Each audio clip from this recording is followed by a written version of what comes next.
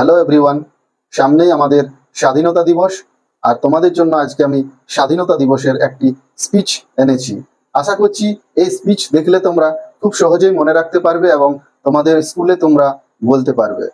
তো স্পিচ অনেকভাবেই বলা যায়, আমি খুব সহজভাবে যাতে তোমরা মনে রাখতে পারো মাত্র 10টি সেন্টেন্সের মধ্যে এটা লিখেছি।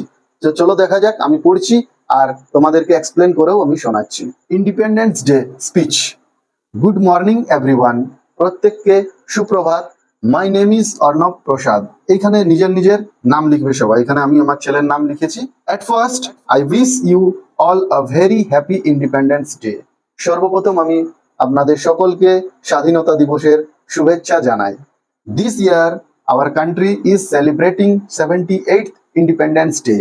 এই বছর আমাদের দেশ 78তম স্বাধীনতা দিবস পালন করছে। India got freedom from British rule on 15th August 1947. ব্রিটিশদের কাছ থেকে আমাদের দেশ 1947 সালের 15ই আগস্ট স্বাধীনতা লাভ করেছিল। We should remember our freedom fighters on this day. আমাদের সকলেরই উচিত এই দিন আমাদের ভারতের স্বাধীনতা সংগ্রামীদের স্মরণ করা। Independence day is the national festival of India. স্বাধীনতা দিবস আমাদের দেশের জাতীয় উৎসব।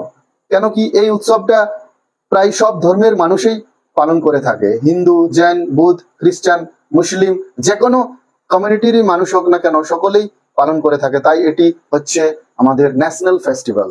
We hoist national flag and sing national anthem on this day. আমরা জাতীয় পতাকা উত্তোলন করি এবং সকলে সমবেত হয়ে জাতীয় সঙ্গীত গাই। I feel proud to be an Indian.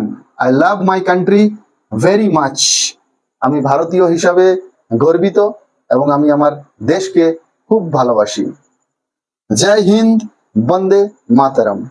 তো আমার ছোট্ট বন্ধুরা, আশা করছি তোমরা স্পিচটা শুনলে।